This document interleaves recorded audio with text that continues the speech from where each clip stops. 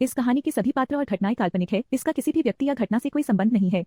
यदि किसी व्यक्ति या घटना से इसकी समानता होती है तो उसे मात्र एक संयोग कहा जाएगा। तुम मेरे पति के यहाँ काम करते हो, तुम्हें वह सब करना होगा जो मैं चाहती हूँ। चलो जल्दी से अपने कपड़े उतारो और काम शुरू करो। दोस्तों, दिल्ली की एक बड़ी कंपनी में अर्जुन नाम का एक मेहनती और ईमानदार लड़का नौकरी करता था।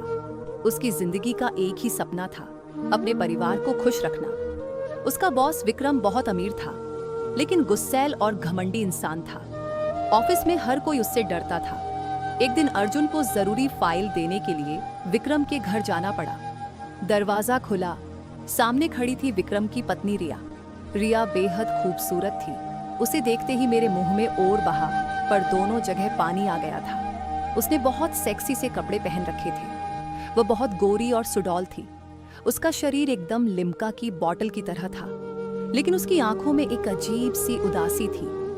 रिया मुस्कुराकर बोली, आइए, विक्रम अभी घर पर नहीं है, आप बैठिए। अर्जुन ने फाइल रखी और जाने लगा। रिया बोली, कम से कम एक कप चाय तो पी लीजिए। तब मैंने मुस्कुराकर जवाब दिया, मैडम जी, मैं चाय काफी नहीं पीता, मैं केवल दूध पीता हूँ। दूध का नाम सुनते ही मैडम खूब जोर जोर से हंसने लगी और शर्माने भी लगी। तब मैंने कहा, अरे मैडम, आप गलत मत समझना, वह ऐसा है ना, मैं गांव से हूँ तो इसलिए मैंने बचपन से दूध किया है। मुझे अभी भी दूध की आदत है। मैं चाय या कॉफी या कोई ड्रिंक नहीं पीता। ठीक है, मैं चलता हूँ बॉस, आ गए तो गुस्सा करेंगे।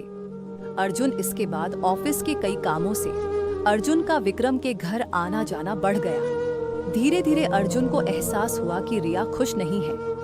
विक्रम हमेशा बिजनेस में व्यस्त रहता, छोटी छोटी बातों पर रिया को डांटता और उसकी भावनाओं की कोई कद्र नहीं करता।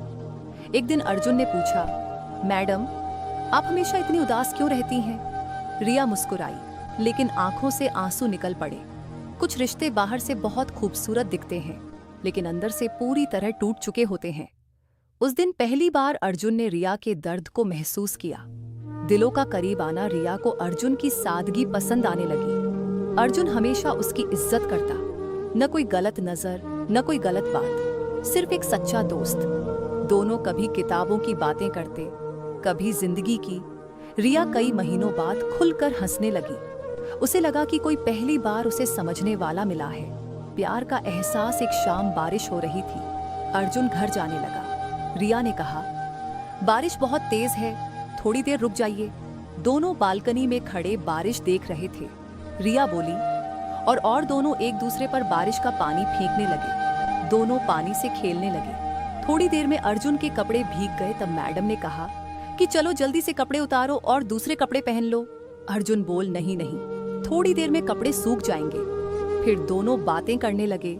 मैडम बोली, काश मेरी जिंदगी भी इस बारिश की तरह सारे दुख बहा ले जाती। अर्जुन ने धीरे से कहा, हर रात के बाद सुबह जरूर आती है। रिया उसकी तरफ देखने लगी। उसी पल दोनों को महसूस हुआ कि उनके दिल एक दूसरे के करीब आ चुके हैं। लेकिन दोनों जानते थे, यह रिश्ता आसान नहीं था। मुश्किलें कुछ दिनों बाद विक्रम को शक होने लगा।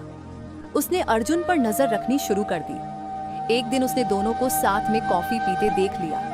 ऑफिस पहुंचते ही विक्रम गुस्से में चिल्लाया, आज से तुम नौकरी से निकाल दिए गए हो। अर्जुन ने कुछ नहीं कहा, चुपचाप अपना इस्तीफा देकर चला गया। रिया का फैसला। रिया पहली बार विक्रम के सामने खड़ी हुई। गलती अर्जुन की नहीं, तुम्हारी है। तुमने कभी मुझे पत्नी नहीं समझा, सिर्फ एक जिम्मेदारी समझा। विक्रम पहली बार शांत हो गया, लेकिन अब बहुत देर हो चुकी थी। रिया ने तलाक लेने का फैसला कर लिया। एक नया सफर 6 महीने बाद। रिया कानूनी रूप से आजाद हो चुकी थी। अर्जुन ने भी अपनी मेहनत से एक छोटी कंपनी शुरू कर दी थी। एक दिन दोनों की मुलाकात उसी पार्क में हुई, जहां कभी उन्होंने पहली बार जिंदगी की बातें की थीं। अर्जुन बोला, इस बार मैं तुमसे एक सवाल पूछना चाहता हूँ। रिया मुस्कुराई। पूछिए।